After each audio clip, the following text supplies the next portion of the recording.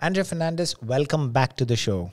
Thank you, Carlton, for having me. It's lovely to be here once again. And this time it's more like a face-to-face. Last time it was on Zoom. Yes, this is so much better. I love the setup. Thank you. So for those who don't know Andrea Fernandes, she is a teacher in one of the most reputed schools in the UAE, in Dubai specifically. And you work with children ages from?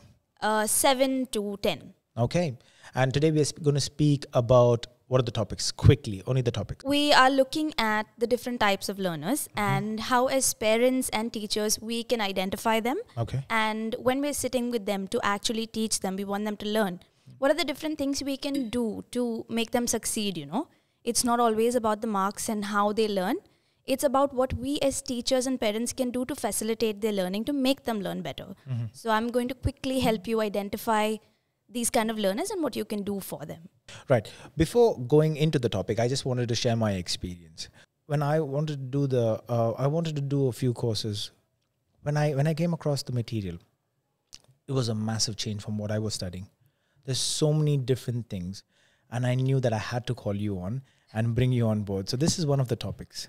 Because when we were growing up, there was no such thing as types of learners. You either get it or you're not really smart. So let's go through that, Andrea. The types of learners. So I'm just going to run you through, because it's so essential to identify the learning styles right at the beginning when kids are in school. I'm going to take you through that because it's right now at their development age where you can start teaching them the right way. And further on, they can just pursue their styles and learn the way they want to learn to succeed at what they want to do. Okay, so I'm just going to talk about the 4 different basic learners. There are many, multiple.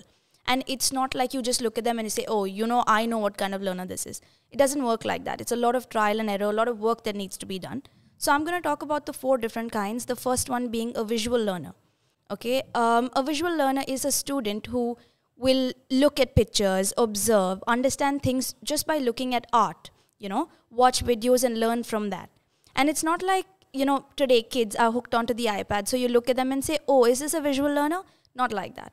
When we're looking in terms of learning academically, when they sit down, when you know that they're trying to process information, you'll see that they're drawing images, they're doodling, they'll have graphic organizers and maps and things like that in place.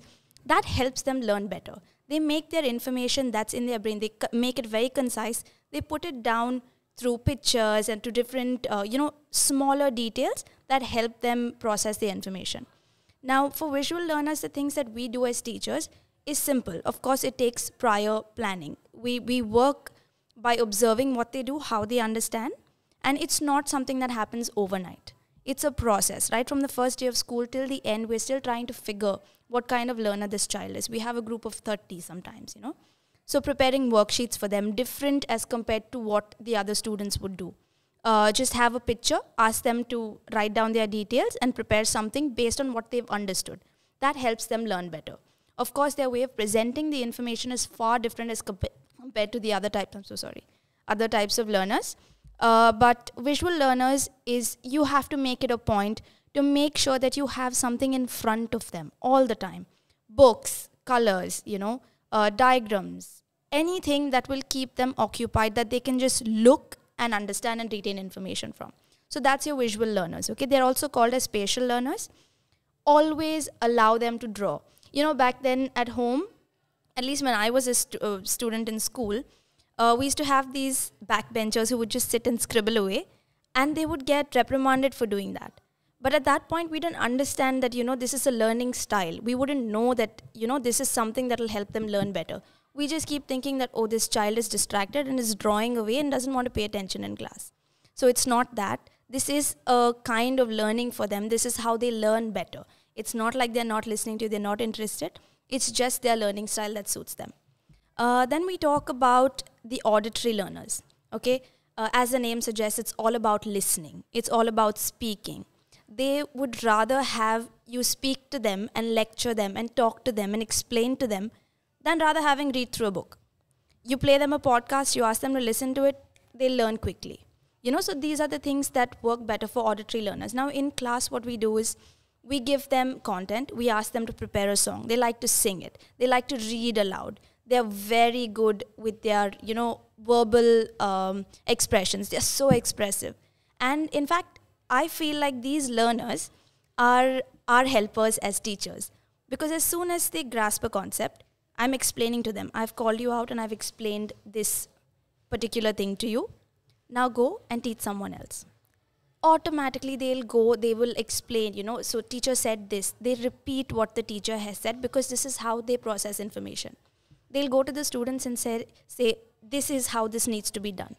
Similarly, when they come back home from school, if you think that your child is constantly hovering around you, talking, telling you what's being done, that's because that's how they learned through the day. They listened, they processed, and now they're telling you what has happened. So if you think you have an auditory learner at home, as a parent, what you can do is ask them to pretend play. Oh, now you pretend you're your teacher and tell me what was explained in class today. That's the way they express their learning. That's how they will express themselves better. And in terms of assessment, these kids love to do oral presentations. You give them a topic and you see that on the spot they will be able to talk. And then you'll just look at them and say, oh, you're good with words. Because they have processed information by listening to what you have said.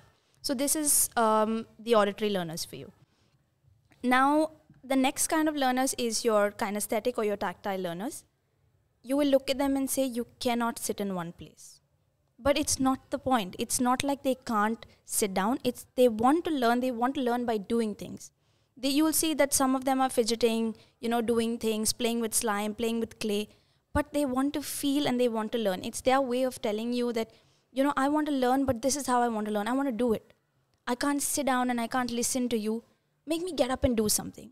So is this experiential learners? Is it? Yes, okay. Experiential learners. They like to do, like science experiments, favorite. You'll see that they will be, all over the place while doing science stuff, while playing and baking and doing things. They want to do things to learn better. So as teachers, what we do is we make them build things. If I'm doing a story writing, for example, in class, I'll ask them to build it, put things together and build a story for me, create something. So every time they put their hands into something, it's where they learn better. The information has been, it's retained. So allow them to move around. Now, I'm not only talking in terms of making and creating. Even while learning, okay, back then we had those long history answers that we had to learn. Now, my parents would tell me, sit on the table, sit with your book in front of you and learn. But I can't sit still. What am I going to do? Allow me to get up, walk around the house, but learn the answer. You will see the difference automatically. While moving around, they are processing their information. So that's their specialty, They can move around and they will still learn whatever you're asking them to learn. Don't think of them as being distracted and not doing their job, and this is not how you study. You need to sit at the table. It's not like that. Those are all things that we did back then. Sit on the table, you have to have a desk in front of you, write down notes. It doesn't work like that anymore, And as you progress with time, you will be able to see how different these learners are and what exactly they're capable of.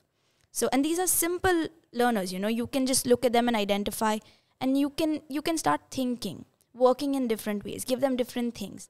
But it all comes with effort. You can't just ask them to sit down and say, okay, learn by yourself. It's a two-way street. You give and you get information from them.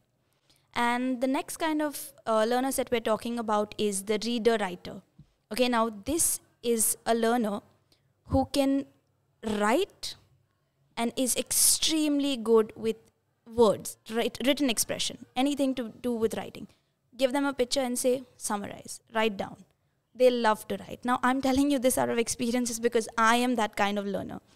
I have books and notes that I just keep writing. And the only way for me to learn is to reread the notes that I have written. If you give me any reading material, I can benefit from that. You give me a handout, you give me a word bank, for kids also. I can look at it and I will remember. But if you keep talking to me, I will probably zone out. Okay, but if you see, I wanted to get something to show you on the show, but I'll just give you a brief. I have a diary. So every day, whatever that I need to do, whatever I need to talk, whatever I need to say, I scribble it. I scribble in the book. I go back to it and then I know that this is what I need to do. It's not a to-do list. It's something that I love doing. It gives me a sense of peace and it makes me realize that I can achieve something just by looking at the things that I want to do by writing it down. Okay? So some call it to-do list, some look at it as written expression. It is a type of learning by itself. Even when you're asking me to study, okay, if there's a presentation, I'm really good with it because I want to put down a presentation, detailed, organized. First I write it down and then I put it up. So it becomes very easy for me to present what I want to present because I have written something down. Even right now, while preparing for this, of course, this is a conversation that we're having, but I have to scribble down something. Then I go back to it, I look at it, and then I remember. It's not a revision for me. It's me learning through my own notes. I'll look at a reference material, I'll write down and learn from it. And I'll keep highlighting, keep underlining and things like that. And we do have learners like that in class who prefer to just look at dictionaries, encyclopedias, notebooks, textbooks. If you see their notebook presentation, too good. Colors and highlighting and neat handwriting. That is their way of presenting their learning through writing. But some people will just look at them and say, this one's only writing all the time. What a nerd. It's not like that. These are learners who learn. I'm not saying that they're 100% good at what they do. They're A+ students. We're not those learners. But it's just our style. All these learners learn at their own pace. They don't need to be A+ students, but it's their style of learning. And if you give them the right push, you move them in the right direction, and you encourage them to learn the way they want, I think that's what works best for these learners. And honestly, from experience as a teacher, it's not just catering to their learning styles. It's giving them the freedom to do what they want to do. In our schools, because we had a class of like 60 and 70 kids, it was very difficult for the teachers. But now with the change in time, with the change in education system and things like that, our classroom is getting smaller by size. And it's easier to cater to these kids. Give the freedom, give the space. Don't keep saying that you need to keep quiet, discipline. Sometimes by moving around is when they learn better, right? So allow the freedom, let them learn the way they want to learn, but you as a parent, as a teacher, facilitate that learning. Give them what they need to succeed. So for me, those are the different types of learners that we have. And I think with time, really we can incorporate so many different styles. The internet is too good and you'll find everything on it to help you teach these learners better. You don't have to really sit down and read a book to learn how to teach. Yeah? So it's just identifying what these kids are capable of and just moving them in the right direction. Let's talk about identifying it. Okay, the teacher identifies it. How aware are the parents to do that? Honestly, not many parents are aware that we have different types of learners. And I'm not saying theory-based that parents need to know it. But when you sit down with your child, automatically, okay, one day you're giving them a written task. The next day you're giving them to watch a video. See what works best. It is a process of trial and error. It's not going to happen over time. You have to give multiple choices. You have to see what suits their learning styles the best. Now for a teacher, I'm there for one academic year with the students. It still takes me time to understand that this is exactly what the child needs. You have to provide multiple opportunities for them to learn. And then you'll see, if I'm watching a video and I'm writing down a script from it, I'm doing far better than if I'm just listening and you're asking me to write. I can watch something and do better from that. So you have to provide that opportunity for them to learn. And it's not like you'll just look at them and identify and know that, oh, this is an auditory learner, so I'm only going to keep lecturing you and talking to you. No. Give them also graphic organizers. Give them the different, whatever different learners do. Give them that freedom to pick and choose. You'll automatically see that, okay, today my interest lies in watching a video. Tomorrow also it will be to watch a video, although you've given me multiple options. So it takes time to identify these learners. So, Andrea, you work in a school, you work with children. You work, say what, 5-6 hours with them in a day? Yes. Maybe more? Maybe more, yeah. I'm going to pretend to be a parent. I am a parent, but not of a child who goes to school, not yet anyways. So I'm going to pretend to be a parent. And this is not me going on a rant. I'm going to tell you that me and my wife both work. We come back home. We want our child to finish homework. Again, I'm assuming there's homework because most of the schools do give homework, and I don't understand why. Because, again, based on some experiences, and not just limited to this place here, but even back home, the amount of homework the children do not enjoy. Is there a support system? Are we working as a team to facilitate the child? Parents most of the time are very, I would say, engrossed in their work in order to provide for the child and also for the family, and to have a certain kind of lifestyle, which is challenging to keep at times. However, with that being said, there's very, very little time, and the patience does grow very thin. Not on purpose, but this is how it is. So if you are spending 5-6 hours plus with a child or children, in this particular case, it's majority, and a parent would come home, say about 7-8, and then the child has to sleep, eat, bathe, do all the homework. It does get challenging. How do we overcome this? First things first, at least for me, I know a lot of my fellow teachers do this as well. When we assign a homework, when we give work to be done at home, it's not like a whole family gathering. Everyone has to sit down and work on it. The point of that homework is for your child to be able to independently complete a given task. Okay? For them to be able to process what's happened at school, in class, and put that down independently when they're sitting by themselves. Of course, as parents, you need to overlook, you need to intervene and see what they're doing and what's being done. And if you do that on a regular basis, I don't know if many schools do that. Back then, we didn't have it, where teachers would give material for practice at home. But today, what we do is we are trying to give homework in a way where students can do it by themselves with bare minimum intervention of parents, because we know that parents are working. We're not expecting work to come from home perfectly done. That's the mindset a lot of parents have today, that teacher's given you homework, it needs to go fully, completely done and all correct. That's not the point of it. Where's the child learning then? It's for you to sit independently, to ponder on what was taught in class, and have I actually understood the concept? It's for the child to be able to independently come up to you and say, hey mom, I didn't understand what teacher taught me today. Can you help me out here? Okay, and then you as parents, because it requires a lot of communication. If you've not understood it, you can write a small note saying that, she's not understood this concept. Is there a way you can explain it to her better? And that's what as teachers we do. When we check the homework the next day, it's to check the understanding. It's not to check how concise and perfect the homework is. Okay, so for all the parents, when there's homework given, don't make the child feel like, oh, you have to come back home again and study. Maybe in certain schools, Andrea, but certain schools do have the mindset, because again, before this interview, I did speak to a few parents and they expressed their concerns. Right. It's not me coming random with hypotheticals. So these are questions asked by many parents. Funny thing is, even during examination times, they're given homework, which I really don't understand why. Because why don't you let the child prepare for an exam? This is putting unnecessary pressure from a very young age. Where are we building the child psychologically?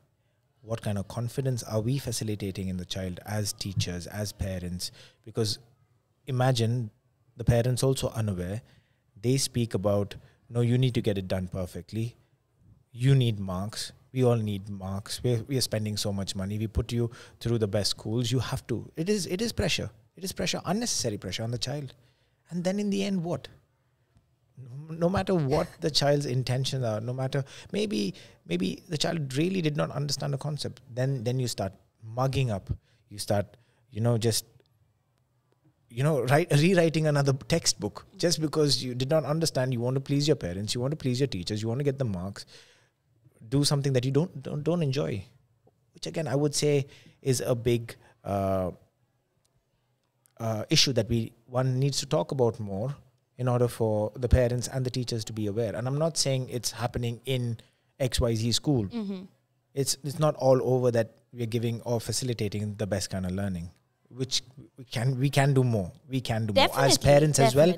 We can do more as teachers. We can do more. And when I spoke to my friend who is an author as well, he said that he believes in working as a team where the teacher, the parents and the child work together as a team. And that is possible with, like you said, a smaller number, when the class is of a smaller number. It doesn't really happen when the class is having a massive attendance. Yeah. So yeah, that's why I wanted to speak about certain things. And I know that you and your fellow teachers and many of the teachers who are doing their best, it's you know what, even they are to a certain extent helpless because they need to follow the syllabus. Yes. So it's like, you know, catch-22. There are lots of things that we need to keep in mind, you know, we need to help our kids feel less of that pressure. Because homework shouldn't feel like I have to go back and study again. We don't want them to feel like that. So we try today, because there's so much of development happening, we try to make the homework more fun, creative. Of course, we do have bigger projects where we require parents 100%, you know, involvement in it. Those bigger projects where you create, you make your projects and things like that, is when the teacher has told the parent that this is a project that needs to be done. And the parent needs to ignite that spark, saying that, oh, we finally have a chance to work together now. Let's create something with this homework. It shouldn't feel like pressure for the parents or for the kids. When we're talking bigger projects, yes, we need 100% involvement. When we're talking daily homework that's been given from school, say maths, English, whatever it is that they're doing, it's for them to independently do their work. Yeah? For as much as you can as parents, try to let them do it on their own. Give them a time slot in a day. Say, you have this much time. You have 1 hour to work on your homework. You have a question, come and ask me. Do your research. Go back and think about what teacher has said today. That's important. Talking about communication and how parents and teachers and students can work collaboratively, I think it's very important to train students to communicate better. When they come home from school, you ask them, right, how was your day? What did you do today? I think it's very imperative to ask that one essential question. Did teacher say anything important today? Make this a regular practice. Automatically, the student will start listening. Okay, maybe this information is something that I'm supposed to carry home. If it is a regular practice, automatically there's a communication built. Sometimes what happens is we miss on the emails that come from school. We don't see the emails and we don't have the time to respond to them. But the child can be the mediator, you know. If you develop this habit of asking them every day, what important things the teacher said today? Is there any homework that needs to be done? They are more attentive because you are asking them at home. You're checking with them.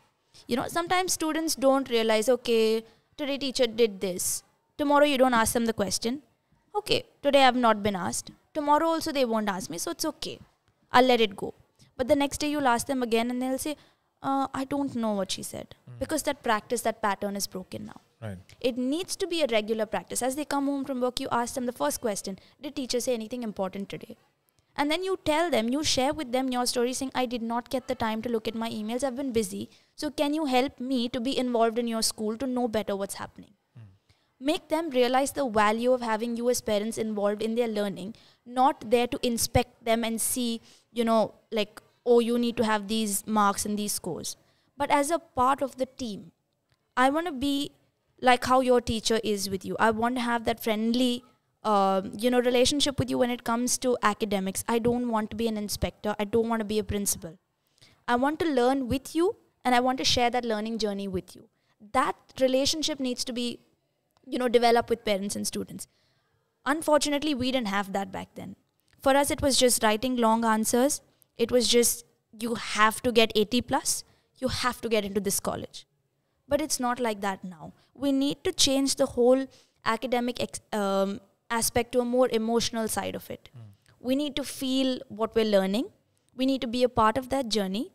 As parents, we need to communicate with teachers. When I say communicate, I don't mean sending teacher what was done today, one-line emails. No, you don't need to do that because your child will come home and tell you what's being done. You don't need to ask the teacher, ask the child.